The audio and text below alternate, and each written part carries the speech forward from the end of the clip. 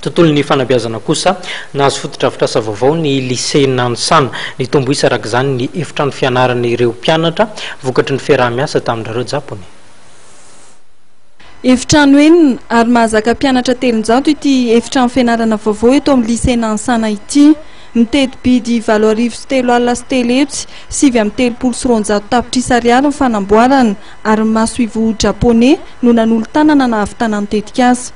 Ny mpiandraikitra raha masoivo japonais izay nilaza fa manana toerana lehibe amin'ny fampandrosoana amin'ny fampianarana ary miraro izy mba azo fotodrafitrasa sahaza ny mpianatra malagasy mba hanamboarana ny hoaviny. Ary Japon dia manome lanja manokana amin'ny fampianarana ao anatin'ny fiarah-miasa amin'ny Madagasikara. Ny fampianarana izay apetraky Japon ao anatin'ny laharam-pahamehana 4 eo amin'ny fiarah-miasa amin'ny tany Rotonta. Ankoatra fanatsarana ny tontolon'ny sekoly, fanatsarana ny kalitaon'ny fampianarana amin'ny ambaratonga fototra sy ny ambaratonga faharoa dia ataon'ny Japon ho laharam-pahamehana. Izany no atao io izy dia mba hahazoana fototra tsara hiampitana amin'ny ambaratonga ambony. Et je souhaite que tous les enfants malgaches puissent bénéficier d'infrastructures scolaires adéquates pour préparer leur avenir.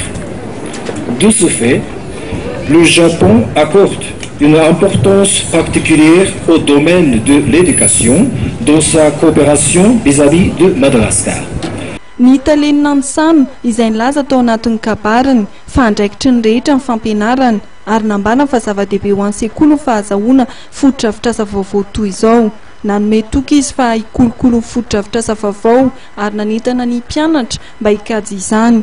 Ny lycée Nansana izay manana efitrano fianarana 430 amin'izao fotoana izao ary mpianatra 700 no manohy fianarana eto. Tsara trano ny vokatry ny fanadinana baccalauréat ho an'ity sekoly ity. Ny taona 2013 dia voafidy lycée voalohany teto Andrenivohitra, nanana ny tapahafana baccalauréat ambony indrindra ny lycée Nansana.